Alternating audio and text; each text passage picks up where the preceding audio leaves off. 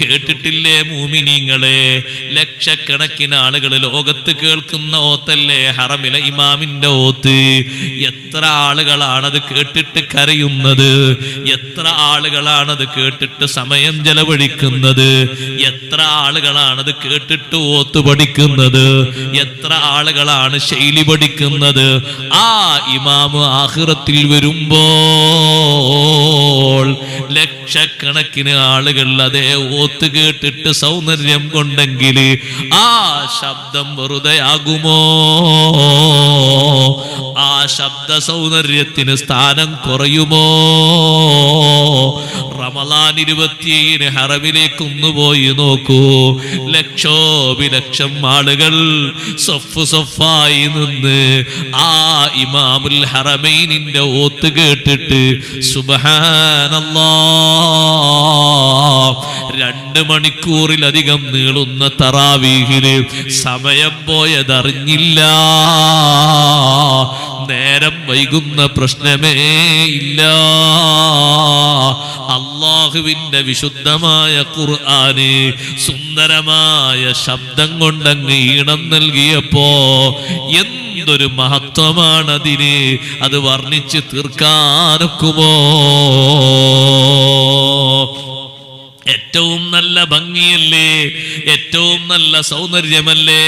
ഖുർആൻ നല്ല ശബ്ദത്തിൽ ഒരാൾ ഓതുമ്പോ, നല്ല ഈണത്തിൽ വീട്ടിൽ വെച്ചൊരു ആണോ പെണ്ണോ ഖുർആൻ ഓതുകയാണ്. പെണ്ണ് പെണ്ണിൻ്റെതായ രൂപത്തിലൊന്ന് പതുക്കെയും ആണ് കുറച്ച് ഉറക്കയും നല്ല ശബ്ദത്തിൽ ഓതുന്നു, നല്ല ഈണത്തിൽ ഓതുന്നു. ആ ഖുർആൻ കേൾക്കാൻ ഒരു മലക്കല്ല കേട്ടോ വരുന്നത്, 100 മലക്കല്ല കേട്ടോ വരുന്നത്. സമാഉദ്ദുന്യയിലെ മലക്കുകൾ മുഴുവനും സുന്ദരമായി ഖുർആൻ ഓതുന്നവന്റെ വീട്ടിന്റെ മട്ടുപ്പാവില് വരി വരിയായി എത്തിപ്പോയി. അതുകൊണ്ടല്ലേ ഉസൈദ് ബിൻ ഹുദൈർ റളിയല്ലാഹു അൻഹുവിന്റെ അൽ ബഖറ കേൾക്കാൻ, മറ്റൊരു റിവായത്തിൽ അൽ കഹ്ഫ് കേൾക്കാൻ മേലോട്ട് നോക്കുമ്പോ കുറെ വിളക്ക് കത്തിച്ചു വെച്ചത് ഞാൻ കണ്ടു നബിയേ. ആകാശ ലോകത്തേക്ക് എന്റെ വീട്ടിന്റെ മേൽഭാഗത്ത് ഒരുപാട് വിളക്കുകൾ കത്തിച്ചു വെച്ചത് കണ്ടു എന്ന് പറഞ്ഞപ്പോ തിൽക്കൽ മലായിക, ഉസൈദേ അത് മലക്കുകളാണ്. ധനത്തില് സൗത്തിക്ക, നിന്റെ ശബ്ദം കേട്ട് തായോട്ടി ഇറങ്ങി വന്നതാണ്. നേരം വെളുക്കും വരെ നിങ്ങൾ ഓതിയിരുന്നെങ്കിൽ മലക്കുകൾ ഒറ്റൊന്നും ഉയർന്നു പോകാതെ അവിടെ തന്നെ ജനങ്ങൾക്കത് കാണാമായിരുന്നു. നിങ്ങൾ ഓത്ത് നിർത്തിയപ്പോ അതുവരെ കേൾക്കാൻ വേണ്ടി ഒരു സൊഫായി നിന്നിട്ട് പിന്നെ മേലോട്ടങ്ങ് ഉയർന്നു പോയി.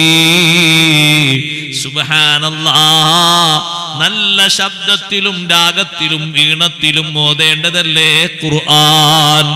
നല്ല രാഗത്തിലും ഈണത്തിലും അത് ഓതണം. സാധാരണ വായന വായിച്ചാൽ പോരാ, മലയാളം വായിക്കും പോലെ അറബി വാക്കുകൾ വായിക്കും പോലെ വായിച്ചാൽ പോരാ, ഖുർആനോത്തിന് ഈണം വേണം. അതുകൊണ്ടല്ലേ തങ്ങൾ മല്ലം യതഗന്ന ബിൽ ഖുർആനി ഫലൈസ മിന്നാ, രാഗത്തിൽ ഖുർആൻ ഓതാത്തവൻ, ഈണത്തിൽ ഖുർആൻ ഓതാത്തവൻ നമ്മിൽപ്പെട്ടവനല്ല എന്നുകൂടി നബി സല്ലല്ലാഹു അലൈഹി വസല്ലം തങ്ങൾ പഠിപ്പിച്ചില്ലേ? നല്ല രാഗത്തിലും ഈണത്തിലും ഓതേണ്ടതാണ് അല്ലാഹുവിന്റെ ഖുർആൻ. സയ്യിനുൽ ഖുർആന ബി അസ്വാതികും, നബി സല്ലല്ലാഹു അലൈഹി വസല്ലം തങ്ങൾ പറഞ്ഞു, നിങ്ങളെ ശബ്ദം കൊണ്ട് നിങ്ങൾ ഖുർആനിന് അലങ്കാരം നൽകണം. സയ്യിനുൽ ഖുർആന ബി അസ്വാതികും, നല്ല ഈണത്തിൽ ഓതണം, നല്ല ശബ്ദത്തിൽ ഓതണം. അത് വീടുകളിലൊക്കെ ഓതുമ്പോ ഒരു കുട്ടിയെന്നെ അങ്ങനെ നല്ല ഈണത്തിൽ ഓതിയാൽ ആ വീടിന് മൊത്തം റഹ്മത്തും ബറക്കത്തിന്റെയും കണക്ക് പറയാൻ കഴിയൂല. ആ വീട്ടിലുള്ളവർക്ക് എത്രയാണ് ശിഫ അല്ലാഹു നൽകുന്നത് എന്ന് പറയാൻ കഴിയൂല. ആ വീട്ടിലെ കച്ചവടക്കാര്, ആ വീട്ടിലെ തൊഴിലാളികൾ, ആ വീട്ടിലെ ഉമ്മമാർ, ആ വീട്ടിലെ ഉപകരണങ്ങൾ, ആ വീട്ടിലെ സമ്പത്ത്, എത്രയാണ് അല്ലാഹു അതിന് കാവൽ നൽകുന്നത്? എത്ര വലിയ പരിശുദ്ധിയാണ് അല്ലാഹു തആല അതിന് നൽകുന്നത്? അത് നമുക്ക് ലിമിറ്റാക്കാൻ കഴിയില്ല. ഇരിക്കട്ടെ, നല്ല ശബ്ദത്തിൽ പാട്ടുപാടുന്ന സാദാന് ഇതാണോ എന്നോട് ഉപദേശിച്ചത്? നല്ല സൗന്ദര്യമുള്ള ശബ്ദം. ഖുർആൻ കൊണ്ട് ശബ്ദ സൗന്ദര്യം കൊടുക്കുകയാണെങ്കിൽ കൂടുതൽ സൗന്ദര്യം ഉണ്ടാകുമായിരുന്നു എന്നാണോ പറഞ്ഞത്? ആ ഉപദേശം മനസ്സിലേക്ക് തറച്ചുപോയി. സാധാരണ പാട്ട് നിർത്തിയിട്ട് പാട്ടിന്റെ കൂടെ ശരിക്ക് ഈണം ഒപ്പിച്ചിരുന്ന ചില വടികളൊക്കെ സാധാരണ കയ്യിലുണ്ടായിരുന്നു. ആ വടികൾ കാൽമുട്ടിലേക്ക് വെച്ചിട്ട് പൊട്ടിച്ച് വലിച്ചെറിഞ്ഞു. മുട്ടാൻ ഉപയോഗിച്ചിരുന്ന വടികൾ മുഴുവനും എടുത്ത് കാൽമുട്ടിലേക്ക് ചേർത്തി വെച്ചുകൊണ്ട് വളച്ച് പൊട്ടിച്ച്, എന്നിട്ടതാ ഇബ്നു മസ്ഊദ് തങ്ങളെ വാഹനം പോയതിന്റെ പിന്നാലെ സാദാൻ ഓടിപ്പോകുന്നു. പിന്നാലെ ജനങ്ങളും ഓടുന്നു. ജനങ്ങൾ എന്തിനാ ഓടുന്നത് എന്നറിയുമോ? മദ്യപാനികളെ പാട്ടുപാടി സുഖിപ്പിച്ച സാദാനിനെ മുത്തുനബി തങ്ങളെ ഖാദിമായ ഇബ്നു മസ്ഊദ് റളിയല്ലാഹു അൻഹു സ്വീകരിക്കുമോ? അതൊന്ന് കാണണം എന്ന നിലക്കാണ് പിന്നാലെ ആളുകൾ ഓടിപ്പോകുന്നത്. ഇബ്നു മസ്ഊദ് റളിയല്ലാഹു അൻഹു കുറച്ച് ദൂരെ വാഹനത്തിലോടുമ്പോ സാദാന് കൈകൊട്ടി വിളിച്ചിട്ട് നിൽക്കാൻ വേണ്ടി പറയുന്നു. ഓടിച്ചെന്ന് അടുത്തേക്ക് ചെന്നപ്പോ വാഹനത്തിൽ നിന്ന് താഴെറങ്ങിയിട്ട് സാധാരണ ചെറുപ്പക്കാരനെ ആലിംഗനം ചെയ്ത് വരവേറ്റ് സ്വീകരിച്ചു പോയി. എനിക്ക് നിങ്ങൾ ഖുർആൻ പഠിപ്പിച്ചു തരണം. നിങ്ങളിൽ നിന്നല്ലേ മുത്തുനബി സല്ലല്ലാഹു അലൈഹി വസല്ലം ഖുർആൻ പഠിക്കാൻ പറഞ്ഞത്. എന്റെ കാലശേഷം 6 പേരിൽ നിന്ന് നിങ്ങൾ ഖുർആൻ പഠിക്കണമെന്ന് നബി സല്ലല്ലാഹു അലൈഹി വസല്ലം എണ്ണി പറഞ്ഞപ്പോ ആ കൂട്ടത്തിൽ ഒരു മഹാനാണ് ഇബ്നു മസ്ഊദ് റളിയല്ലാഹു അൻഹു. ഇബ്നു മസ്ഊദ് തങ്ങൾ ആ കൂട്ടത്തിൽപ്പെട്ട ഒരാളാണ്. നിങ്ങൾ എനിക്ക് ഖുർആൻ പഠിപ്പിച്ചു തരണം, ഖുർആൻ ഓത്ത് പഠിപ്പിച്ചു തരണം. ഇബ്നു മസ്ഊദ് റളിയല്ലാഹു അൻഹു കൂടെ കൊണ്ടുപോയി. ജനങ്ങൾ ആശങ്കയോടെ നോക്കുമ്പോ ജനങ്ങളിലേക്ക് തിരിഞ്ഞ് മഹാനവർകൾ പറഞ്ഞു, പാടുന്ന പാട്ടും ആടുന്ന നൃത്തവും നിർത്തിയിട്ട് ഖുർആന് പഠിക്കാനും കേൾക്കാനും വന്ന ഒരാളെ ഞാൻ സ്വീകരിക്കേണ്ടയോ? പാട്ട് പാടാനല്ലല്ലോ ഇപ്പൊ വന്നത്, പാടിയിട്ടെന്നെ സുഖിപ്പിക്കാനല്ലല്ലോ വന്നത്. അപ്പാടുന്ന പാട്ട് നിർത്തിയിട്ട് ഖുർആൻ പഠിക്കാനല്ലേ വന്നത്, ഖുർആൻ കേൾക്കാനല്ലേ വന്നത്. അത്തരത്തിലൊരാളെ ഞാൻ സ്വീകരിക്കണ്ടേ? ഞാൻ ഒഴിവാക്കി വിടാൻ പറ്റൂലല്ലോ. ആ നിലയ്ക്ക് ഇബ്നു മസ്ഊദ് റളിയല്ലാഹു അൻഹു വാഹനത്തിൽ കയറ്റിക്കൊണ്ടുപോകുന്നു. സാദാനോട് പിന്നീട് ജനങ്ങൾ ചോദിച്ചു, സാദാനെ ഇപ്പൊ പാട്ട് പാടാറുണ്ടോ? സാദാൻ പറയുന്നത്, ഖുർആനോത്ത് ഞാൻ അങ്ങ് സ്വീകരിച്ചു തുടങ്ങിയ ശേഷം ഖുർആനോത്ത് എന്റെ മനസ്സിലങ്ങ് ശരിയായ നിലക്ക് എന്റെ മനസ്സിൽ പിടിച്ച ശേഷം പിന്നെ ഞാൻ പാട്ടുപാടിയിട്ടില്ല. എനിക്ക് എല്ലാറ്റിനും ഖുർആൻ മതി. ഇബ്നു മസ്ഊദ് റളിയല്ലാഹു അൻഹുവിന്റെ കൂടെ പോയി ഖുർആനോത്തങ്ങ് പഠിച്ച് ഖുർആനോത്തങ്ങ് ശരിയായ നിലക്ക് ശീലമാക്കിയിട്ട് പിന്നെ എനിക്ക് പാട്ട് പാടേണ്ട ആവശ്യം വന്നിട്ടില്ല. എന്തിനും ഏതിനും എനിക്ക് ഖുർആൻ തന്നെ മതി. സുബ്ഹാനല്ലാഹ്. സഹോദരങ്ങളെ, നിങ്ങൾ കണ്ടില്ലേ, ആ അനാവശ്യങ്ങളൊക്കെ ഒഴിവാക്കിയിട്ട് സാധാരണ ചെറുപ്പക്കാരൻ ഖുർആനിന്റെ ശബ്ദത്തിന് സൗന്ദര്യം നൽകിയിട്ട് നല്ല ഈണത്തിലും ശബ്ദത്തിലും ഖുർആനോത്ത് തെരഞ്ഞെടുത്തതോടെ, അതിന്റെ പഠനവും അതിന്റെ ശബ്ദവും തെരഞ്ഞെടുത്തതോടെ സാധാനിനി എല്ലാവിധ ബറക്കത്തും അതുകൊണ്ട് കിട്ടിപ്പോയി എന്നല്ലേ പറഞ്ഞത്. അതുകൊണ്ട് മുഅ്മിനീങ്ങളെ, ഉമ്മമാരെ, ചെറുപ്പക്കാരികളെ, വല്ലദീനഹും അനിൽ ലഗ്വി മുഅ്രിദൂൻ, അനാവശ്യം കേട്ടുകൊണ്ട് കാതിനെ കേടാക്കരുത്, മനസ്സിനെ കേടാക്കരുത്. മനസ്സിൽ വരേണ്ട ചിത്രങ്ങൾ നല്ലതാകണം, മനസ്സിൽ വരേണ്ട ഓർമ്മകൾ നല്ലതാകണം, മനസ്സിൽ വരേണ്ട വിഷയങ്ങൾ നന്മയാകണം. അപ്പോഴേ മനസ്സിന്റെ ക്ലിയർ നിലനിർത്താൻ കഴിയുകയുള്ളൂ, മനസ്സിന്റെ പരിശുദ്ധി പരിപോഷിപ്പിക്കാൻ കഴിയുകയുള്ളൂ, മനസ്സിന് ആത്മീയമായ ഭാവങ്ങൾ കൂട്ടിക്കൊണ്ടുവരാൻ കഴിയുകയുള്ളൂ. പറ്റാത്തത് കേട്ടാല് മനസ്സിനതിന് സ്വാധീനമുണ്ടാകുമോ? ഉണ്ട്. അനാവശ്യമായത് കണ്ടാല് മനസ്സിനതിന്റെ ചിത്രം വരുമോ? ചിത്രം വരും. അനാവശ്യമായ വിഷയങ്ങളിൽ പങ്കെടുത്താൽ അതിന്റെ ഒരു കുറവ് മനസ്സിനുണ്ടാകുമോ? ഉണ്ടാകും. അത്തരത്തിലുള്ള ഒരു വിഷയവും കേൾക്കാതെ, അത്തരത്തിൽ ഒന്നിനും സമയം കളയാതെ, അത്തരത്തിലുള്ള ദൃശ്യങ്ങളൊന്നും കാണാതെ കഴിവിന്റെ പരമാവധി അനാവശ്യങ്ങളിൽ നിന്ന് മാറി ജീവിക്കണം. വല്ലദീനഹും അനിൽ ലഗ്വി മുഅ്രിദൂൻ. അനാവശ്യങ്ങൾക്ക് വേണ്ടി സമയം കളയരുത്. അനാവശ്യം കാണുന്നതിന്, കേൾക്കുന്നതിന് വേണ്ടി ആകരുത് നമ്മുടെ സമയം മുഴുവനും തീർക്കുന്നത്. കഴിവിന്റെ പരമാവധി ശ്രദ്ധിക്കുകയും സൂക്ഷിക്കുകയും. കേൾക്കാൻ ആഗ്രഹമുണ്ടോ? ഒരു പാട്ട് കേൾക്കട്ടെ, മദ്ഹിനെ മുന്തിച്ചോളൂ. മുത്തുനബി സല്ലല്ലാഹു അലൈഹി വസല്ലമ തങ്ങളെ മദ്ഹുകൾ ധാരാളമില്ലയോ? ഔലിയാക്കളുടെ, അമ്പിയാക്കളുടെ മദ്ഹുകൾ ധാരാളമില്ലയോ? അല്ലാഹുവിന്റെ റസൂല് സല്ലല്ലാഹു അലൈഹി വസല്ലമ തങ്ങൾ പോലും ഇരുന്ന് കേട്ട മദ്ഹല്ലേ ബദരീങ്ങളെ മദ്ഹ്. ഇമാം ബുഖാരി തങ്ങൾ റിപ്പോർട്ട് ചെയ്തില്ലേ? റുബയ്യ ബീവി റളിയല്ലാഹു അൻഹ പറഞ്ഞില്ലേ, എന്റെ കല്യാണ ദിവസം നബി സല്ലല്ലാഹു അലൈഹി വസല്ലം എന്റെ വീട്ടിലേക്ക് വന്നു. എന്റെ വീട്ടിൽ വന്നപ്പോ ചെറിയ കുട്ടികൾ ദഫ് മുട്ടിയിട്ട് പാട്ട് പാടുന്നുണ്ട്. ചെറിയ കുട്ടികൾ ദഫ് മുട്ടിയിട്ട് പാട്ട് പാടുന്നുണ്ട്. ബദർ ദിവസത്തിൽ ഷഹീദായി പോയ ഉപ്പാപ്പമാരെ പറ്റി മക്കളങ്ങനെ പാട്ട് പാടുകയാണ്. നബി സല്ലല്ലാഹു അലൈഹി വസല്ലമ തങ്ങൾ അവിടെ കട്ടിൽ ഇരുന്നിട്ട് കുട്ടികളെ പാട്ട് നന്നായി ശ്രവിക്കുന്നു. ദഫ് മുട്ടിൽ അല്ലാഹുവിന്റെ റസൂൽ സല്ലല്ലാഹു അലൈഹി വസല്ലമ തങ്ങൾ ദഫ് മുട്ടിയിട്ട് പാട്ട് പാടുമ്പോ, ബദരീങ്ങളെ മദ്ഹ് പാടുമ്പോ നബി സല്ലല്ലാഹു അലൈഹി വസല്ലം അവിടെ ഇരുന്നത് കേട്ടു എന്നതും, കൂട്ടത്തിൽ അല്ലാഹുവിന്റെ റസൂൽ സല്ലല്ലാഹു അലൈഹി വസല്ലമ തങ്ങളെ മദ്ഹ് പറഞ്ഞു ഒരു കുട്ടി പാട്ട് പാടിയപ്പോ നേരത്തെ പാടിയ ബദരീങ്ങളെ പാട്ട് തന്നെ പാടാൻ വേണ്ടി നബി സല്ലല്ലാഹു അലൈഹി വസല്ലം നിർദ്ദേശിച്ചു എന്നും ഹദീസിൽ കാണാം. ബദരീങ്ങളെ മദ്ഹ്, മരണത്തെപ്പറ്റി ഓർമ്മപ്പെടുത്തുന്ന പാട്ടുകൾ, കൊട്ടും കൊരവയും കൂടെയില്ലാത്തത്. കൂടെണ്ടെങ്കിൽ പിന്നെ അവിടെ മരണമൊന്നും ആകൂല, മനസ്സിലേക്ക് കൂടുതൽ താളം വെച്ച് വരിക. എല്ലാറ്റിൻ്റെയും കൂടെ അത് കൂട്ടിച്ചേർത്തിട്ടുണ്ട്, ചെലവ് കൂടി കിട്ടാൻ വേണ്ടിയിട്ട്. പഴയ കാലത്ത് ഒരു മ്യൂസിക്കും ഒന്നും ഇല്ലാതെ നല്ല ആത്മീയതയെ ഉണർത്തുന്ന നല്ല നല്ല ഗാനങ്ങൾ ഉണ്ടായിരുന്നു, പാട്ടുകൾ ഉണ്ടായിരുന്നു. ഇപ്പൊ അതൊക്കെ ചെലവ് കൂടി കിട്ടാൻ വേണ്ടി, കാശ് കൂടുതൽ പല ആൾക്കാർക്കും കിട്ടാൻ വേണ്ടി പലരും ഇഹ്റാം കെട്ടിയിട്ട് പലതും ഇങ്ങനെ ചെലവാക്കുന്നത്.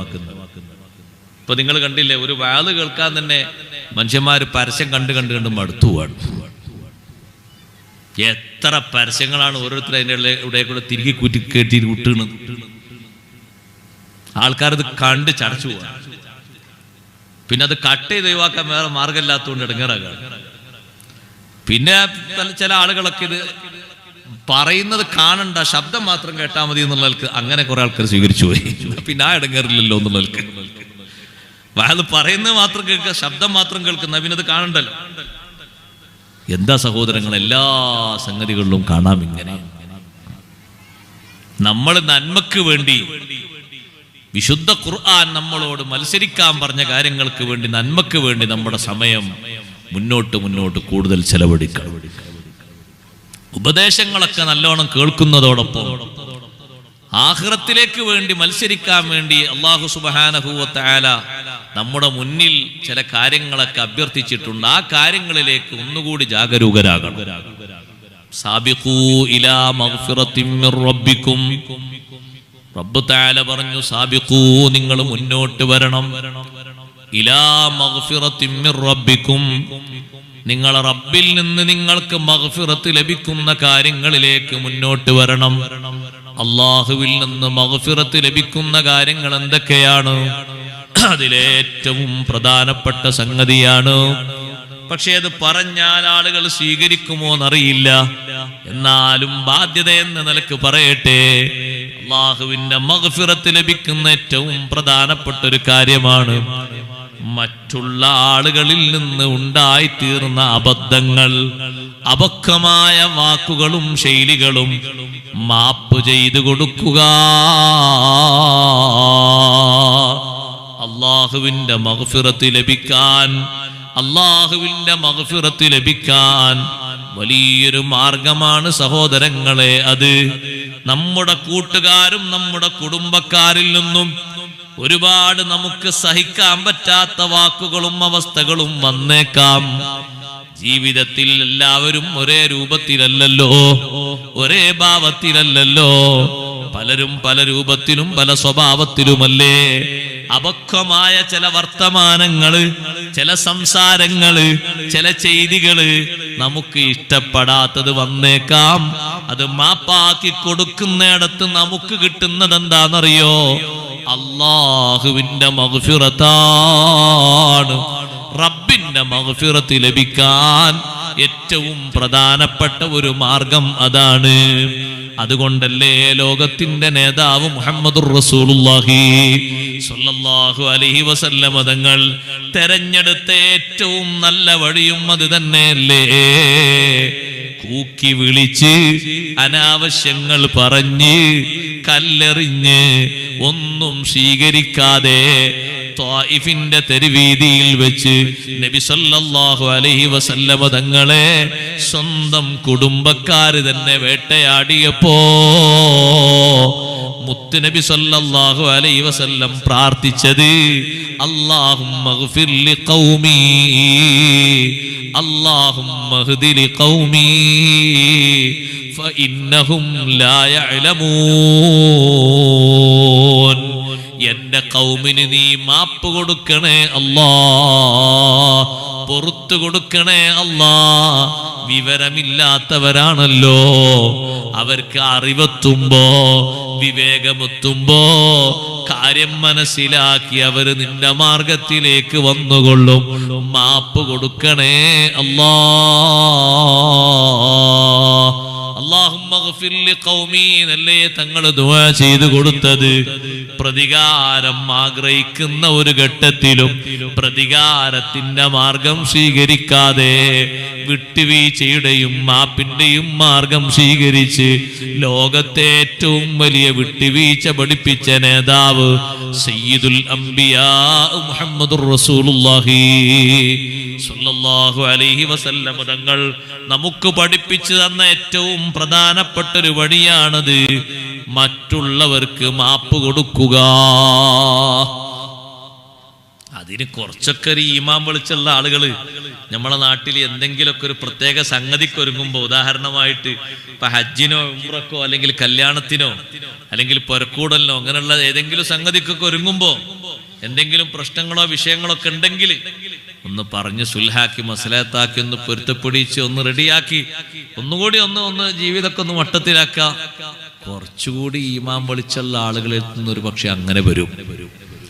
പക്ഷെ ഈമാൻ വെളിച്ചം വളരെ ദൂരത്തായ ആളുകൾ പിന്നെയും അതിൽ നിന്ന് പിറകോട്ട് നിൽക്കും. അല്ലാഹു നമ്മളെ കാത്തു രക്ഷിക്കട്ടെ. കഴിഞ്ഞ വർഷം ഹജ്ജിന് പോകാൻ ഉദ്ദേശിച്ച 1-2 ആളുകളോട് അവരാ വിഷയം വന്ന് പറഞ്ഞപ്പോൾ അവർക്ക് ദ്വാരന്ന് കൊടുത്തു. നമുക്കെല്ലാവർക്കും നമ്മളെ കൂട്ടത്തിൽ അടുത്ത വർഷം ഉദ്ദേശിക്കുന്നവർക്ക് പ്രത്യേകിച്ചും മഖ്ബൂലും മബ്റൂറുമായ ഹജ്ജ് ഉംറകൾക്കും മർലിയായ സിയാറത്തിനും അല്ലാഹു തൗഫീഖ് നൽകുമാറാകട്ടെ. സഹോദരങ്ങളെ, ആ പരിശുദ്ധമായ കർമ്മത്തിന് ഭാഗ്യം കിട്ടിക്കഴിഞ്ഞാൽ പിന്നെ ആൾ ഏറ്റവും നല്ല രൂപത്തിലേക്ക് ഹജ്ജിന് പോകാൻ വേണ്ടത്. ഞാൻ എന്ത് സംഗതികൾക്ക് മുന്നോട്ട് നിൽക്കേണ്ടി വന്നാലും കുഴപ്പമില്ല, എൻ്റെ ഹജ്ജും ഉംറയും പൂർണ്ണമായി മഖ്ബൂലായി കിട്ടണം. നിങ്ങൾ ഏതായാലും ഹജ്ജിന് പോകല്ലേ, ഒരു 10-50 വയസ്സ് കഴിഞ്ഞിട്ട് അള്ളാഹു നിങ്ങൾക്ക് തന്ന തൗഫീഖല്ലേ. നിങ്ങളെ ഒരു 2 വയസ്സിന്റെ അല്ലെങ്കിൽ 3 വയസ്സിന്റെ ഒരു മാറ്റേ ഉള്ളൂ നിങ്ങളെ സഹോദരൻ. നിങ്ങളെ ഒരേ ചോര, നിങ്ങളെ വാപ്പക്കും നിങ്ങളെ ഉമ്മക്കും ജനിച്ച നിങ്ങളുടെ സഹോദരൻ. സംഗതി ആ സഹോദരന്റെ ഭാഗത്തുനിന്ന് ഉണ്ടാകാൻ പാടില്ലാത്ത ചില വിഷയങ്ങൾ ഉണ്ടായി എന്ന് കുട്ടിക്കോളും. എനിക്ക് വരാലോ, മനുഷ്യന്മാരെല്ലാവരും ഒരേ സ്വഭാവമല്ലല്ലോ. അങ്ങനെ സംഭവിച്ചു, ശരിയാ. പക്ഷെ നിങ്ങൾ പോകുന്ന പോക്കില് ഒന്ന് റാഹത്തോടെ നിങ്ങളെ മനസ്സിനൊരു സന്തോഷവും എല്ലാവർക്കും പങ്കെടുക്കുന്ന നിങ്ങളെ പരിപാടിക്ക് വേണ്ടി യാത്രയപ്പിന് വേണ്ടി പങ്കെടുക്കുന്നവർക്കൊക്കെ സംഗതി അത്രയൊക്കെ ആൾ ചെയ്തിട്ടും മാപ്പായി കൊടുത്തല്ലോ. നല്ല ഹജ്ജ് നല്ല ഉംറ അള്ളാഹ് കൊടുക്കട്ടെ എന്ന് എല്ലാവരും ദ്വാരക്കാനൊക്കെ കാരണല്ലേ.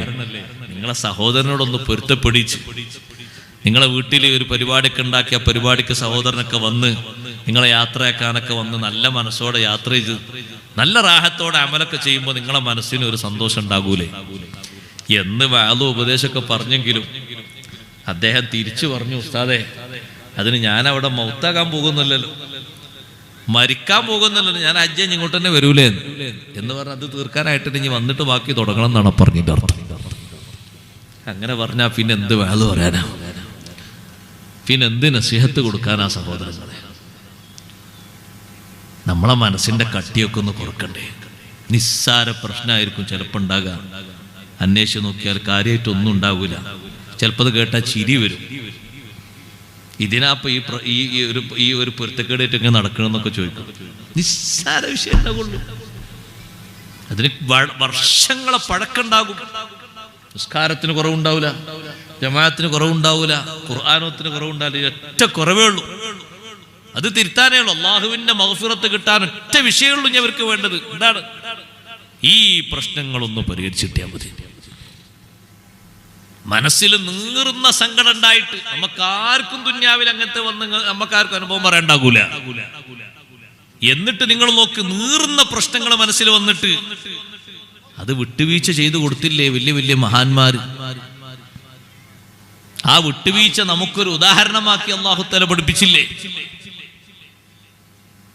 എത്ര നീറുന്ന പ്രശ്നങ്ങൾക്കാണ് അവർ വിട്ടുവീഴ്ച കൊടുത്തത്. ഉമ്മമാരെ, ഉപ്പമാരെ ഖുർആൻ വലിയൊരു ഉദാഹരണം പഠിപ്പിക്കുന്നില്ലേ? നബിയുല്ലാഹി യാക്കൂബ് അലൈഹിസ്സലാം. യാക്കൂബ് നബി അലൈഹിസ്സലാം എത്ര വലിയ മഹത്വമുള്ള മഹാനാണ്. ആ യാക്കൂബ് നബി അലൈഹിസ്സലാമിന്റെ 10 മക്കൾ, ഒന്നാമത്തെ ഭാര്യയിലുള്ള 10 മക്കൾ, രണ്ടാമത്തെ ഭാര്യയിലുള്ള യാക്കൂബ് നബി അലൈഹിസ്സലാമിന് കൂടുതൽ സന്തോഷവും ഇഷ്ടവും സ്നേഹവും ഒക്കെ നൽകുന്ന, എപ്പോഴും മഹാനവറുകൾ കൂടെ കൊണ്ട് നടക്കുന്ന യൂസുഫ് നബി അലൈഹിസ്സലാം എന്ന് പറയുന്ന സഹോദരനെ ചെറുപ്പകാലത്ത് 16-ാമത്തെ വയസ്സിൽ ബാപ്പയിൽ നിന്ന് അടർത്തിയെടുത്ത് മക്കള് സഹോദരങ്ങൾ കൊണ്ടുപോയില്ലേ? കൊണ്ടുപോകുന്നത് എന്തിനാണ്? അവരെല്ലാവരെയും പ്രേരിപ്പിച്ച കാര്യം ഒന്നാണ്. എന്തിനാണ് അവര് സഹോദരനെ ബാപ്പയിൽ നിന്ന് അകറ്റിക്കൊണ്ടുപോകുന്നത്? യഖ്ലുലക്കും വജ്ഹു അബീക്കും വതകൂനൂ മിൻ ബഅദിഹി ഖൗമൻ സ്വാലിഹീൻ. നിങ്ങളെ ബാപ്പയുടെ സൽക്കാരവും ബാപ്പയുടെ സമ്പർക്കവും ബാപ്പയുടെ സാന്നിധ്യവും ഒത്താശയും ഒക്കെ നിങ്ങൾക്ക് മാത്രം ലഭിക്കണമോ? നിങ്ങളെ സഹോദരനെ ബാപ്പയിൽ നിന്ന് അടർത്തിയെടുത്തു കൊണ്ടുപോകണം. സുബ്ഹാനല്ലാഹ്. ആ തീരുമാനത്തിൽ 10 പേരും സംബന്ധിച്ച് യൂസുഫ് നബി അലൈഹിസ്സലാമിനെ അടർത്തിക്കൊണ്ടുപോയി. ബാപ്പയുടെ കണ്ണിൽ നിന്ന് കുടുംബത്തിന്റെ മൊത്തം സാന്നിധ്യത്തിൽ നിന്ന് മാറ്റിയെടുത്ത് മകനെ കൊണ്ടുപോയി കളഞ്ഞിട്ട് തിരിച്ചു വന്നവര് പറഞ്ഞില്ലേ, അതേ ഞങ്ങളുടെ സാധനങ്ങളും മറ്റുമൊക്കെ വെച്ചെടുത്ത് കാവലിന് യൂസുഫിനെ നിർത്തിയിരുന്നു. പക്ഷേ കുറച്ചു നേരം കഴിഞ്ഞ് ഞങ്ങൾ തിരിച്ചു വന്നു നോക്കുമ്പോ ചെന്നായ പിടിച്ചുപോയി വാപ്പാ. വലിയ ഒരു കളവാണ് അവർ പറയുന്നത് എന്ന് ആ സമയത്ത് തന്നെ യാക്കൂബ് നബി അലൈഹിസ്സലാമിന് മനസ്സിലായിട്ടുണ്ട്. എന്തേ കാരണം? കള്ളം പറയുമ്പോ ഏതെങ്കിലും ഒരു പഴുത് ഒഴിവാക്കിയിട്ടുണ്ടാകും. അതിലൂടെ സംഗതി വെളിച്ചത്ത് വരികയും ചെയ്യും. ഇവരൊരു കുപ്പായം കൊണ്ടുവന്നിരുന്നു. ആരെ കുപ്പായം? യൂസുഫ് നബി അലൈഹിസ്സലാമിന്റെ കുപ്പായം. എന്നിട്ട് ആ കുപ്പായത്തിന്റെ മേലെ ആടിനെ അറുത്തിട്ടതിന്റെ ചോര പല ഭാഗത്തും പുരട്ടിയിട്ടുണ്ട്. എന്നിട്ട് ചെന്നായ വലിച്ചു കീറി കുപ്പായം ഇങ്ങനെ ചോരയിലായി എന്ന് പറഞ്ഞപ്പോ കുപ്പായം ഒന്ന് നേർക്ക് നേരെ പിടിച്ചിട്ട് യാക്കൂബ് നബി അലൈഹിസ്സലാം പറഞ്ഞു, നല്ല ബുദ്ധിയുള്ള ചെന്നായയാണല്ലോ, ബട്ടണൊന്നും അടിക്കാതെയാണോ ഈ കുപ്പായം ചെന്നായ അയച്ചു മാറ്റിയത്? സുബ്ഹാനല്ലാഹ്. ബാപ്പാന്റെ അടുത്ത് കുപ്പായം കൊണ്ടുപോകുമ്പോ കുടുക്ക് അടിക്കാൻ മക്കള് മറന്നുപോയി. അപ്പൊ യാക്കൂബ് നബി അലൈഹിസ്സലാം ചോദിച്ചു, ബുദ്ധിയുള്ള ചെന്നായയാണ് ഒരൊറ്റ ബട്ടണും അടിക്കാതെ കുപ്പായം അങ്ങ് ഊരിയെടുത്തതാണോ? അവരെ പറയുന്നത് കളവാണെന്ന് മഹാനവറുകൾക്ക് തിരിഞ്ഞതുകൊണ്ടല്ലേ? ബൽ സവ്വലത്തിലക്കും അംഫുസുക്കും അംറാ, നിങ്ങളെ മനസ്സിനൊരു കാര്യം തോന്നിയപ്പോ മക്കളെ നിങ്ങളത് ചെയ്തു വന്നു. ഫസബ്റുൻ ജമീൽ വല്ലാഹുൽ മുസ്തഅനു അലാ മാ തസിഫൂൻ. നിങ്ങൾ ഈ ചെയ്ത കാര്യത്തിൽ ഞാൻ നല്ല ക്ഷമ പാലിക്കുകയാണ്. അള്ളാഹുവിലേക്ക് നിങ്ങൾ പറഞ്ഞ വിഷയങ്ങളൊക്കെ ഞാൻ ഏൽപ്പിക്കുന്നു. പടച്ച റബ്ബിനോട് ഞാൻ സഹായം ചോദിക്കുന്നു. ആ മക്കൾ അങ്ങനെ നടന്നു, വീട്ടിൽ അങ്ങനെ താമസിച്ച്, യാക്കൂബ് നബി അലൈഹിസ്സലാമിന്റെ കൂടെ അങ്ങനെ താമസിച്ച് മുന്നോട്ട് പോയി. ഒരു 60 വർഷം കഴിഞ്ഞപ്പോഴും യാക്കൂബ് നബി അലൈഹിസ്സലാം ഇടക്കിടക്ക് തന്റെ മക്കളോട് പറയും, എന്റെ യൂസുഫ് കൂടെ ഉണ്ടായിരുന്നെങ്കിൽ എന്തൊരു സുഖമായിരുന്നു. ഇടക്കിടക്ക് ഓരോ കാര്യങ്ങൾ പറയുമ്പോൾ യൂസുഫ് നബി അലൈഹിസ്സലാമിനെ ഇങ്ങനെ ഓർമ്മിക്കും. ഇവര് സ്വന്തം സവിധത്തിൽ നിന്ന് യൂസുഫ് നബി അലൈഹിസ്സലാമിനെ മാറ്റിയിട്ടും ബാപ്പയുടെ സാമീപ്യവും ബാപ്പയുടെ സാന്നിധ്യവും പൂർണ്ണമായവർക്ക് കിട്ടുക എന്നുള്ള കാര്യം ഉണ്ടായില്ല. കാരണം ലക്ഷ്യം നല്ലതല്ലാത്തത് കൊണ്ട് വിഷയവും നേടിയെടുത്തില്ല. അവർക്ക് കിട്ടിയില്ല ബാപ്പയുടെ പൂർണ്ണ സാന്നിധ്യവും പൂർണ്ണ സഹകരണവും. ഇടക്കിടക്ക് യൂസുഫ് നബി അലൈഹിസ്സലാമിനെ ഇങ്ങനെ ഓർക്കും. യൂസുഫ് നബി അലൈഹിസ്സലാമിനെ അന്വേഷിക്കാൻ വേണ്ടി മക്കളെ വിടും. പല ഭാഗത്തേക്കും ആളുകൾ ഒരുമിച്ച് കൂടുന്ന സ്ഥലങ്ങളിലേക്ക്, ചന്തകളിലേക്ക്, സീസൺ കച്ചവടങ്ങളിലേക്കൊക്കെ വിടും. അവിടെ പോയൊക്കെ യൂസുഫിനെ നിങ്ങൾ അന്വേഷിക്കണമെന്ന് പറയും. ബഹുമാനപ്പെട്ട യാക്കൂബ് നബി അലൈഹിസ്സലാം അപ്പോഴും ജീവിക്കുന്നത് ഈ 10 മക്കളോടൊപ്പം തന്നെയാണ്. പിന്നീട് സഹോദരങ്ങളെ, മിസ്റിലെ രാജാവ് റേഷൻ പദ്ധതി നടപ്പിലാക്കിയിട്ടുണ്ട്. പരിസരങ്ങളിൽ മുഴുവനും വരൾച്ച ബാധിച്ചപ്പോ, ഭക്ഷ്യധാന്യങ്ങൾക്ക് വരൾച്ച വന്നപ്പോ ആദ്യമായി റേഷൻ സംവിധാനം നടപ്പിലാക്കിയത് യൂസുഫ് നബി അലൈഹിസ്സലാമാണ്. അന്ന് യൂസുഫ് നബി അലൈഹിസ്സലാം മിസ്റിലെ അസീസ് രാജാവിന്റെ സാമ്പത്തിക വകുപ്പ് കൈകാര്യം ചെയ്യുന്ന അവിടുത്തെ മേലുദ്യോഗസ്ഥനാണ്. ആ യൂസുഫ് നബി അലൈഹിസ്സലാം അവിടെ റേഷൻ പദ്ധതിയും കാര്യങ്ങളൊക്കെ വിതരണം ചെയ്തുകൊണ്ടിരിക്കുമ്പോ യൂസുഫ് നബി അലൈഹിസ്സലാമിന്റെ സഹോദരങ്ങൾ 10 ആള് റേഷൻ വാങ്ങാൻ വേണ്ടി അവിടെ വന്നു.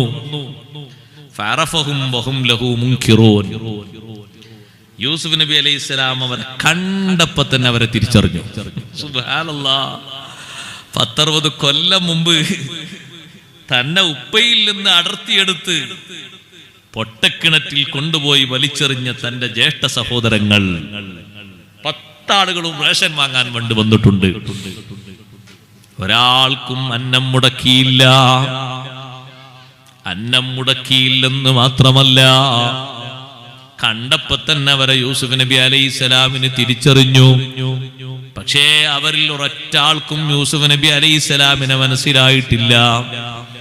പോകാൻ നേരത്ത് തൊഴിലാളികളോട് പറഞ്ഞു, ഇജഅലൂ ബിളാഅതഹും ഫീ റിഹാലിഹിം ലഅല്ലഹും യഅരിഫൂനഹാ ഇദൻ ഖലബൂ ഇലൈഹിം ലഅല്ലഹും യർജിഊൻ. അവർ പോകുന്ന സമയത്ത് അതേ റേഷൻ വാങ്ങാൻ വേണ്ടി കൊണ്ടുവന്ന വിലകൾ, വസ്തുക്കളില്ലേ, വിലയായി കൊണ്ടുവന്നതില്ലേ, ആ വില മുഴുവനും കൊണ്ടുവന്ന അവരുടെ രൂപം മുഴുവനും, അതേ ദിർഹം ദീനാറുകളൊക്കെ ഇല്ലേ, അത് മുഴുവനും അവരുടെ പാക്കറ്റിൽ തന്നെ നിങ്ങൾ കെട്ടിവെച്ച് തിരിച്ചേക്കണം. ഒരൊറ്റ ആളുടെയും കാശ് സ്വീകരിക്കണ്ട. ആ 10 പേരുടെയും കാശ് യൂസുഫ് നബി അലൈഹിസ്സലാമിന്റെ ചെലവിലാണ് യൂസുഫ് നബി അലൈഹിസ്സലാം കൊടുക്കുന്നത്. ഫ്രീ ആയിട്ട് ഭക്ഷണം കൊടുത്തു. പോകുന്ന സമയത്ത് അവര് വീട്ടിലെത്തിയിട്ട് അവര് ഉപ്പയോട് പറഞ്ഞു, ഉപ്പാ, രാജാവ് നല്ല മനുഷ്യനാണ്, കണ്ടില്ലേ, ഹാദിഹി ബിളാഅതുനാ റുദ്ദത് ഇലൈനാ വനമീറു അഹ്ലനാ. നമ്മളെ കുടുംബക്കാർക്ക് വേണ്ട ഭക്ഷണം തന്നൂന്ന് മാത്രമല്ല, നമ്മൾ കൊണ്ടുപോയ വിലയായി കൊണ്ടുപോയതൊന്നും സ്വീകരിക്കാതെ നമ്മുടെ പാക്കറ്റിൽ തന്നെ തിരിച്ചയച്ചിരിക്കുകയാണ്. ഇനിയും റേഷൻ വാങ്ങാൻ നമുക്ക് വേറെ വില വേണ്ട, ഇത് തന്നെ മതിയല്ലോ. രണ്ടാമത്തെ ഘട്ടവും റേഷൻ വാങ്ങാൻ വേണ്ടി 10 പേര് വന്നപ്പോ അവരെ വിളിച്ചുകൊണ്ട് യൂസുഫ് നബി അലൈഹിസ്സലാം ചോദിച്ചു, നിങ്ങൾ 10 ആള് മാത്രമാണോ നിങ്ങളെ വാപ്പക്ക് മക്കളുള്ളത്? അപ്പൊ അവര് പറഞ്ഞു, ഞങ്ങൾ 12 ആളുണ്ടായിരുന്നു. ഒരാളെ ചെറുപ്പത്തിൽ കാണാതായിപ്പോയി എന്നവര് പറയുന്നത് യൂസുഫ് നബി അലൈഹി സ്വലാമിനോടാണ്. ഒരാളെ ചെറുപ്പത്തിലല്ല കാണാതായിപ്പോയി. ആ കാണാതായിപ്പോയ ആളെ ഒരു അനിയനുണ്ട് അവിടെ, ബിന്യാമീൻ എന്ന് പേരുള്ള. അദ്ദേഹം വീട്ടിലുണ്ട്, വാപ്പാന്റെ കൂടെ ഒരാളെങ്കിലും വേണ്ടത് അവിടെ നിർത്തിയതാണ്. എന്നാ ഒരു കാര്യം ചെയ്യണം, നിങ്ങളിപ്പോ 10 ആളല്ലേ വന്നിട്ടുള്ളൂ, അടുത്ത വരവിന് ആ സഹോദരനും കൂടി കൊണ്ടുവരണം.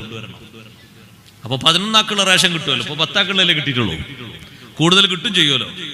കൊണ്ടുവരാതെ നിങ്ങൾ ഇങ്ങോട്ട് വരരുത്, റേഷൻ മുടങ്ങിപ്പോകും. ഞങ്ങൾ ബാപ്പയോട് പറഞ്ഞോക്കട്ടെ എന്ന് പറഞ്ഞു. ആ എന്നാ ശരി എന്ന് പറഞ്ഞു. രണ്ടാമത് തിരിച്ചുപോയി ബാപ്പാനോട്, ബാപ്പ ഞങ്ങളെ സഹോദരനും കൂടി ഞങ്ങളെ കൂടെ വിട്ടുതരണം, അപ്പൊ ഞങ്ങൾക്ക് കൂടുതൽ റേഷൻ ലഭിക്കും ചെയ്യും, ഞങ്ങൾ നന്നായി സൂക്ഷിക്കും.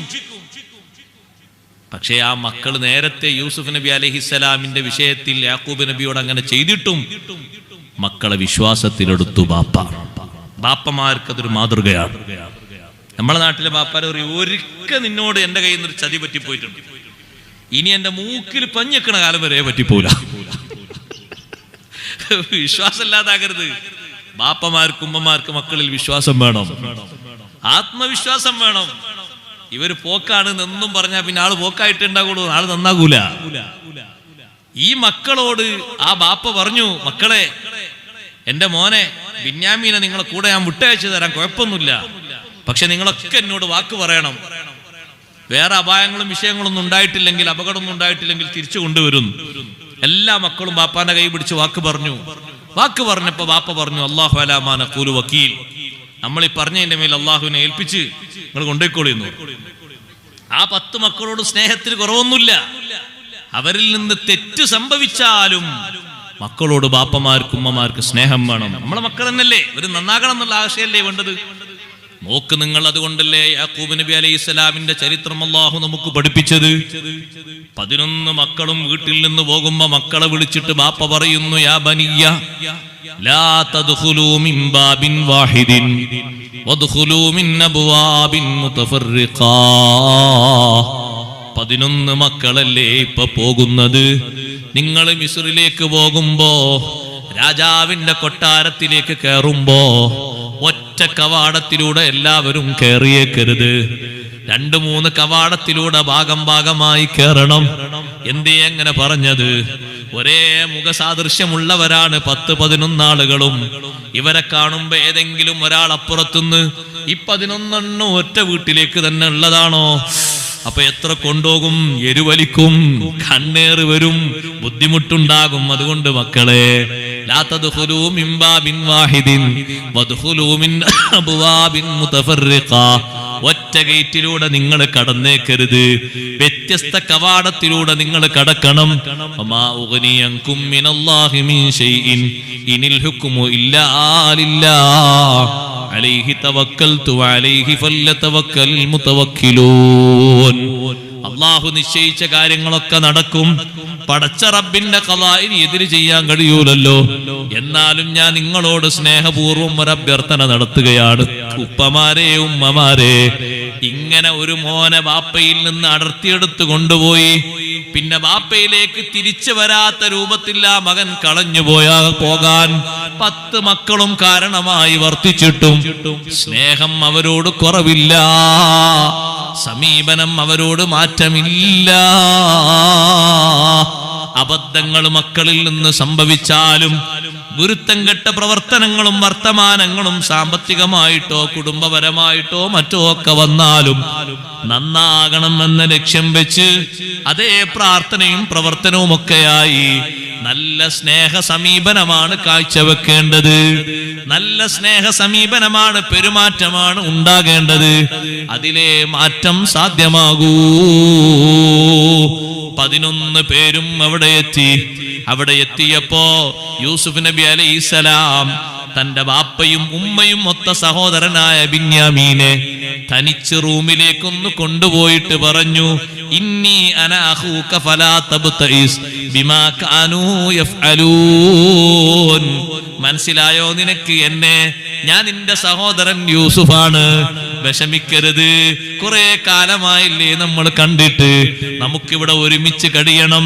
ബാപ്പയെയും മറ്റു കുടുംബാംഗങ്ങളെയും കൊട്ടാരത്തിലേക്ക് കൊണ്ടുവരണം.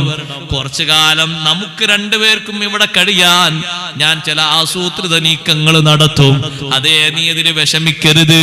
നിന്നെപ്പറ്റി പലതും ഒരു പക്ഷേ അവർ പറയും. ഞാൻ നിന്റെ കൂടെ ഇല്ലാത്ത കാലം നിനക്ക് ഒരുപാട് പരിക്ക് ഏറ്റിട്ടുണ്ട് എന്ന് എനിക്ക് ഉറപ്പാണ്. ഞാനില്ലാത്തത് കൊണ്ട് ബാപ്പ നിന്നെയല്ലേ അടുപ്പക്കാരനായി കൂടെ കൂട്ടിയത് എന്നങ്ങ് പറഞ്ഞപ്പോ ബിന്യാമീൻ എന്ന സഹോദരൻ ഇത്രയും കാലം അനുഭവിച്ച അനുഭവങ്ങളൊക്കെ വിറക്കിയിട്ട് കരഞ്ഞുപോയി. അണച്ചു ചേർത്ത് കൂട്ടിപ്പിടിച്ചിട്ട് സമാധാനിപ്പിച്ചിട്ട് അതേ യൂസുഫ് നബി അലൈഹിസ്സലാം അതിനുള്ള മാർഗം ഒരുക്കി. 10 ആളും കെട്ടുകെട്ടാക്കിയിട്ട് അവര് പിരിഞ്ഞ് സാധനങ്ങളുമായി പോകാൻ ഒരുങ്ങുമ്പോ അയ്യത്തുഹൽ ഈറു, ഓ കച്ചവട സംഘമേ, പോകാറായിട്ടില്ല. ഒരു വിഷയം ഇവിടെ നടന്നിട്ടുണ്ട്. രാജാവിന്റെ അളവ് പാത്രം കാണുന്നില്ല. അവര് പറഞ്ഞു, അളവ് പാത്രം വേറെവിടെങ്കിലും തെരഞ്ഞോളൂ. ഒമാക്കുന്ന സാരിക്ക് ഞങ്ങൾ കക്കുന്ന ആൾക്കാരൊന്നുമല്ല, ഞങ്ങൾക്ക് അങ്ങനെ മോഷണത്തിന്റെ സ്വഭാവമൊന്നുമില്ല. അളവ് പാത്രം നിങ്ങൾ പോയോടത്ത് എവിടെയും തെരഞ്ഞോളൂ. അപ്പൊ യൂസുഫ് നബി അലൈഹിസ്സലാമിന്റെ തൊഴിലാളി ചോദിച്ചു, അളവ് പാത്രം നിങ്ങൾ എടുത്തിട്ടില്ല നിങ്ങൾ പറയുന്നു, നിങ്ങളെ കൂട്ടത്തിൽ ആരുടെങ്കിലും കൂട്ടത്തിൽ അങ്ങനെ കണ്ടെത്തിയാൽ എന്താ ചെയ്യാ? അപ്പൊ അവര് പറഞ്ഞു, ഞങ്ങളെ നാട്ടിലെ ഒരു ശിക്ഷ ഉണ്ട്, ആ ശിക്ഷ നടത്തിയാൽ മതി. എന്താ നിങ്ങളെ നാട്ടിലെ ശിക്ഷ? ഞങ്ങളെ നാട്ടിലെ ശിക്ഷ, ആരാണോ കളവെടുത്തത് അയാൾ അവിടെ തടവിലാക്കി പിടിക്കും. കുറച്ചു കാലം ഇവിടെ തടവിലുള്ളൂ. എന്നാ ശരി, നിങ്ങളെ നാട്ടിലെ ശിക്ഷ തന്നെ എടുക്കാം, വേറെ ശിക്ഷ ഒന്നും എടുക്കണ്ട. നിങ്ങളെ നാട്ടിൽ അങ്ങനെയല്ലേ ശിക്ഷ, നിങ്ങളെ ഉപ്പ അങ്ങനെയല്ലേ പഠിപ്പിച്ചെന്നത്, ആ ശിക്ഷ തന്നെ എടുക്കാന്ന് പറഞ്ഞു. കെട്ടയച്ച് തെരഞ്ഞ് അവസാനം ബിന്യാമീൻ എന്ന് പറയുന്ന സഹോദരന്റെ കെട്ടിൽ നിന്ന് അളവ് പാത്രം കിട്ടിയപ്പോ, ഇതാ അളവ് പാത്രം നിങ്ങളെ സഹോദരന്റെ കെട്ടിൽ നിന്ന് കിട്ടിയിരിക്കുന്നു എന്ന് പറഞ്ഞു. അപ്പൊ ഈ 10 ആളും പറഞ്ഞു, ഈ യസിരിഖ് ഫഖദ് സറഖ അഖുൽ ലഹു മിൻ ഖബൽ. ബിന്യാമീന് മോഷണം നടത്തിയിട്ട് ബിന്യാമീന്റെ കൂടെ ഒരു സഹോദരൻ ഉണ്ടായിരുന്നു, മുമ്പ് കാണാതായി പോയ ആ സഹോദരന് മോഷണം നടത്തിയിട്ടുണ്ടാവും എന്ന് പറഞ്ഞു. യൂസുഫ് നബി അലൈഹിസ്സലാം ഇത് കേൾക്കല്ലേ? സഹോദരങ്ങളെ എത്ര ക്ഷമിക്കണോ, എത്ര സഹകരിക്കണോ? സ്വന്തം ചേട്ടന്മാർ ഇപ്പോഴും നേരെ എതിരെ സംസാരിച്ചുകൊണ്ടിരിക്കുന്ന, അനുകൂലമായിട്ടല്ല. 2 പ്രാവശ്യം റേഷൻ കൊണ്ടുപോയി, 3ാമത്തെ തവണ റേഷൻ കൊണ്ടുപോകുമ്പോഴും അവരെ മനസ്സിന്റെ ഉള്ളിലിരിപ്പ് നോക്ക് നിങ്ങൾ. യൂസുഫ് എന്ന് പറയുന്ന 60 വർഷങ്ങൾക്കപ്പുറം ഇവര് ബാപ്പയിൽ നിന്ന് പൊട്ടക്കിണറ്റിൽ കൊണ്ടുപോയിട്ട് ആ സഹോദരനെ കുറിച്ച് ഇപ്പോഴും അവരെ മനസ്സിലുള്ള ചിത്രം അനുകൂല ചിത്രമല്ല. ഈ യസിരിഖ് ഫഖദ് സറഖ അഖുൽ ലഹു മിൻ ഖബൽ. ബിന്യാമീൻ മോഷണം നടത്തിയോ? ആ ബിന്യാമീന്റെ ഒപ്പമുള്ള ഒരു സഹോദരന്റെ വാപ്പിയമ്മയൊത്തെ മൂപ്പരും കട്ടിട്ടുണ്ടാവും എന്ന് പറഞ്ഞു. യൂസുഫ് നബി അലൈഹിസ്സലാം മനസ്സിൽ അത് ഒളിപ്പിച്ചു വെച്ചു, രഹസ്യമാക്കി വെച്ചു, ഒന്നും പറഞ്ഞില്ല. മനസ്സിന്റെ ഉള്ളിൽ മഹാനവറുകൾ പറഞ്ഞു, അന്തും ഷർറും മക്കാന വല്ലാഹു അലം ബിമാ തസിഫൂൻ. നിങ്ങൾ ഇപ്പോഴും ആ സ്വഭാവം ഒന്നും മാറ്റിയിട്ടില്ലല്ലേ, ഇപ്പോഴും പഴയ സ്വഭാവത്തിൽ തന്നെ ഉള്ളത്. നേരത്തെ 16ാം വയസ്സിൽ വാപ്പയിൽ നിന്ന് എന്നെ കൊണ്ടുപോകുന്ന അതേ സ്വഭാവം തന്നെയാണ് ഇപ്പോഴും മാറ്റൊന്നും ഉണ്ടായിട്ടില്ല. അന്തും ഷർറും മക്കാന. അവര് കെഞ്ചി പറഞ്ഞു, ഞങ്ങളെ വാപ്പക്ക് നേരത്തെ തന്നെ ഒരു കുട്ടി നഷ്ടപ്പെട്ടു പോയിട്ട് അതിന്റെ ദുഃഖം മാറിയിട്ടില്ല, അതുകൊണ്ട് സഹോദരൻ എങ്ങനെങ്കിലും തരണം, ഞങ്ങളെ 10 ആളിൽ ഏതെങ്കിലും ഒരാളിവിടെ നിർത്തണം. അല്ല, അത് നിങ്ങൾ പറഞ്ഞ നിയമത്തിനെതിരാകൂലേ? നിങ്ങൾ നേരത്തെ എന്തേ പറഞ്ഞത്? ആരിൽ നിന്നാണോ അളവ് പാത്രം കിട്ടുന്നത് അയാളെ പിടിച്ചു വെക്കണം എന്നല്ലേ? പിന്നെ വേറൊരാളെ പിടിച്ചു വെച്ചാൽ അത് അക്രമാവൂലേ? അതുകൊണ്ട് കിട്ടിയ ആളവിടെ നിർത്തണം, അത് വിട്ടു തരാൻ പറ്റൂല എന്ന് പറഞ്ഞു. 10 ആളുകളെ കൂട്ടത്തിൽ ചില ആളുകൾ അങ്ങോട്ട് പോയി. കുറച്ചാളുകൾ പറഞ്ഞു, ബാപ്പ പറയാതെ ഞങ്ങൾ വരുന്നില്ല എന്ന്. ബാപ്പ പറയാതെ ഞങ്ങൾ വരുന്നില്ല എന്ന് പറഞ്ഞ് കുറച്ചാളുകൾ റേഷൻ സാധനങ്ങളും കൊണ്ട് അങ്ങോട്ട് പോയി. പോയവര് യാക്കൂബ് നബി അലൈഹിസ്സലാമിനോട് പറഞ്ഞു, ഉപ്പാ, നിങ്ങളുടെ മകൻ മോഷണം നടത്തിയ കാരണം ശിക്ഷ കൊടുക്കാൻ വേണ്ടി രാജാവ് പിടിച്ചു വെച്ചിരിക്കുന്നു. ഞങ്ങൾ നുണ പറയുകയല്ല, സത്യമാണ് പറയുന്നത്. അടുത്ത് തന്നെ വരുന്ന കച്ചവട സംഘം ഞങ്ങളെ പിന്നിലുണ്ട്, അവരോടും ചോദിച്ചോളൂ ഇത് തന്നെയല്ലേ നടന്നത് എന്ന്. ഞങ്ങളൊരു നിലക്കലും കള്ളം പറയുന്നില്ല, മകൻ അവിടെയുണ്ട്, കൊട്ടാരത്തിൽ രാജാവ് പിടിച്ചു വെച്ചിട്ടുണ്ട്. യാക്കൂബ് നബി അലൈഹിസ്സലാം സങ്കടത്തിന്റെ മേലെ സങ്കടമായി. അപ്പോഴും മക്കളോട് പറഞ്ഞു, മക്കളെ അസല്ലാഹു അൻ യഅതിയനി ബിഹിം ജമീആ ഇന്നഹു ഹുവൽ അലീമുൽ ഹകീം. നിങ്ങളെ മനസ്സിനൊരു കാര്യം തോന്നിയത് നിങ്ങൾ ചെയ്തു, അത് നിങ്ങൾ എന്നോട് വന്ന് പറഞ്ഞു, ഞാൻ ക്ഷമ പാലിക്കുന്നു, എല്ലാവരെയും അല്ലാഹു എനിക്ക് കൊണ്ടുതരും എന്ന് ഞാൻ ഉറച്ച് വിശ്വസിക്കുന്നു. പിന്നെയും വീട്ടിൽ വന്ന സഹോദരങ്ങളോട് പറഞ്ഞു, നിങ്ങൾ വീണ്ടും മിസ്റിലേക്ക് പോകണം. സഹോദരൻ ഉള്ളയിടത്തോ അതിന്റെ പരിസരത്തോ യൂസുഫ് നബിയെ നിങ്ങൾ തിരയണം. ആ സഹോദരൻ അവിടെ ഉണ്ടോ എന്ന് കൊട്ടാരത്തിൽ പോയി നോക്കണം. പരിസരങ്ങളിൽ എവിടെയെങ്കിലും യൂസുഫ് ഉണ്ടോ എന്നും നിങ്ങൾ അന്വേഷിക്കണം. റേഷൻ കൊണ്ടുവന്ന് വെച്ച ആളുകൾ തിരികെ വീണ്ടും മിസ്റിലെത്തിയപ്പോ 10 ആളുകളെയും ഒരുമിച്ച് റൂമിലേക്ക് വിളിച്ച് യൂസുഫ് നബി അലൈഹിസ്സലാം അവരോട് പറഞ്ഞു, അല്ല, നിങ്ങൾക്ക് എന്നെ അറിയുമോ? ഇല്ലെന്ന് 10 ആളും പറഞ്ഞപ്പോ ഹൽ അലിംതും മാ ഫഅൽതും ബിയൂസുഫ വഅഖീഹി ഇദ് അൻതും ജാഹിലൂൻ. ഒരു 10-60 കൊല്ലം മുമ്പുള്ള കഥയാണ്, നിങ്ങൾ മറന്നോ? യൂസുഫിനെയും സഹോദരനെയും വിവരമില്ലാത്തൊരു കാലത്ത് നിങ്ങൾ വേട്ടയാടിയതും ചെയ്തതും ഓർമ്മയുണ്ടോ? സ്വന്തം സഹോദരന്മാരിത് കേട്ടപ്പോ രാജകസേരയിൽ പ്രൗഢിയോടെ ഇരുന്നിട്ട് രാജാവിന്റെ റോള് മുഴുവനും കൈകാര്യം ചെയ്യുന്ന യൂസുഫ് നബി അലൈഹിസ്സലാം ഇത് ചോദിച്ചപ്പോ ഖാലൂ വ ഇന്നക ലഅൻത യൂസുഫു, നിങ്ങളാണോ ആ യൂസുഫ്? ഞങ്ങളന്ന് കിണറ്റിൽ കൊണ്ടുപോയി വലിച്ചെറിഞ്ഞ യൂസുഫ് നിങ്ങളാണോ? ഖാല അന യൂസുഫു വഹാദാ അഖീ, ഞാൻ തന്നെയാണ് യൂസുഫ്, ഇതെന്റെ സഹോദരൻ ബിന്യാമീനുമാണ്. ഖദ് മന്നല്ലാഹു അലൈനാ, അല്ലാഹു ഞങ്ങൾക്ക് വലിയ അനുഗ്രഹം ചെയ്തു. നിങ്ങൾ എന്നെ കിണറ്റിൽ വലിച്ചെറിഞ്ഞു, യാത്രാസംഘം അവിടുന്ന് പൊക്കിയെടുത്തു, അടിമച്ചന്തയിൽ എന്നെ കൊണ്ടുപോയി വിറ്റു. ആ അടിമച്ചന്തയിൽ നിന്ന് നല്ല മൂല്യം വില കൊടുത്ത് ഈ രാജാവ് കൊട്ടാരത്തിലേക്ക് എന്നെ കൊണ്ടുവന്നു. അടിമയായി ഞാൻ ഈ കൊട്ടാരത്തിൽ കുറച്ചു കാലം താമസിച്ചു. പിന്നീട് സലീഹയുടെ കാരണം എനിക്ക് ജയിൽ താമസമാണ് നല്ലതെന്ന് ഞാൻ അല്ലാഹുവിനോട് ദുആ ചെയ്തിട്ട് ചോദിച്ചു വാങ്ങി. അങ്ങനെ ജയിലറയിൽ ഞാൻ താമസിച്ചു. വീണ്ടും ഞാൻ സത്യവാനാണെന്ന് എല്ലാവർക്കും തിരിഞ്ഞു. സലീഹയും അത് പ്രഖ്യാപിച്ചു. രാജാവും കുടുംബവും ഒരുമിച്ചത് പറഞ്ഞപ്പോ രാജാവിനുണ്ടായ ഒരു സ്വപ്നത്തിന്റെ വ്യാഖ്യാനം ഇവിടെ ശമ്പളം വാങ്ങുന്ന വ്യാഖ്യാതാക്കൾക്ക് പറഞ്ഞു കൊടുക്കാൻ കഴിയാതെ വന്നപ്പോ അല്ലാഹു എനിക്ക് തന്ന പ്രത്യേക ഇൽമു വെച്ചുകൊണ്ട് ഞാൻ അതിന്റെ ശരിയായ പുലർച്ചെ അങ്ങ് തുറന്നു പറഞ്ഞപ്പോ രാജാധികാരം എന്റെ കയ്യിലേൽപ്പിച്ച് എന്നോട് ഭരണം നടത്താൻ, സാമ്പത്തിക വകുപ്പ് പൂർണ്ണമായും കൈകാര്യം ചെയ്യാൻ രാജാവ് എന്നെ ഏൽപ്പിച്ചുപോയി. ഇതൊക്കെ കിട്ടാനുള്ള കാരണം അറിയുമോ? ഇന്നഹു മയ്യത്തഖി വയസ്ബിർ ഫഇന്നല്ലാഹ ലാ യുദീഉ അജ്റൽ മുഹ്സിനീൻ. ആര് തഖ്വയിൽ അധിഷ്ഠിതമായി ജീവിക്കുന്നോ, മുത്തഖീങ്ങൾക്കുണ്ടാകേണ്ട ഏറ്റവും വലിയ ഗുണം വയസ്ബിർ, അവർ സ്വബർ ചെയ്ത് ജീവിക്കുന്നു, പരീക്ഷണങ്ങളിൽ പതറാതെ സ്വബർ ചെയ്യുന്നു, ആരാധനകളിൽ ശരീരം തളച്ചിട്ട് സ്വബർ ചെയ്യുന്നു, അനാവശ്യങ്ങളിൽ നിന്ന് ശരീരത്തെ മോചിപ്പിച്ച് സ്വബർ ചെയ്യുന്നു. എല്ലാ നിലക്കുമുള്ള സ്വബർ, 3 നിലക്കുമുള്ള സ്വബർ യൂസുഫ് നബി അലൈഹിസ്സലാം 60 കൊല്ലത്തെ ജീവിതത്തിനിടയിൽ മഹാനവർകൾ നേടിയെടുത്തു പോയി. അതുകൊണ്ടല്ലേ നിങ്ങൾ നോക്ക്, ഇത്രയും വലിയ അക്രമങ്ങൾ ചെയ്ത് തന്നെ പരീക്ഷണത്തിന് വിധേയമാക്കിയ ചെറുപ്പക്കാരോട്, സഹോദരങ്ങളോട് ഒരു വിദ്വേഷവും പാലിക്കാതെ, ഒരു പകയും വീട്ടാതെ അവർക്ക് സ്നേഹത്തിന്റെ റേഷനും കൊടുത്ത് നല്ല സ്വബർ പാലിച്ചു.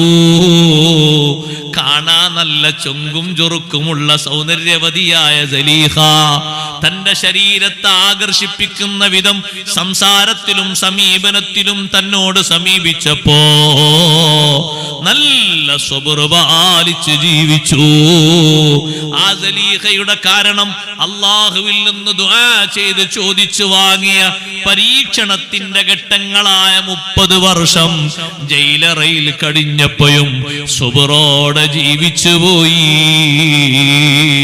ഇന്നഹു മയ്യത്തഖി വയസ്ബിർ ഫഇന്നല്ലാഹ ലാ യുളീഉ അജ്റൽ മുഹ്സിനീൻ. ആര് തഖ്വയിൽ അധിഷ്ഠിതമായി സബർ ചെയ്ത് ജീവിക്കുന്നോ അത്തരത്തിൽ ഒരാൾക്കും ലഭിക്കേണ്ട പ്രതിഫലം അല്ലാഹു നഷ്ടപ്പെടുത്തുകയില്ല. സഹോദരങ്ങൾ മുഴുവനും പറഞ്ഞു, തല്ലാഹി ലഖദ് ആസറക്കല്ലാഹു അലൈനാ വഇൻ കുന്നാ ലഖാതിഈൻ. അല്ലാഹു നിങ്ങൾക്ക് വലിയ സ്ഥാനം തന്നല്ലോ. നമ്മളെക്കാളും എത്ര വലിയ ബഹുമാനമാണ് അല്ലാഹു നിങ്ങൾക്ക് തന്നത്. നമ്മൾ കുറ്റക്കാരായല്ലോ, ധാരാളം അബദ്ധം ചെയ്തവരായല്ലോ.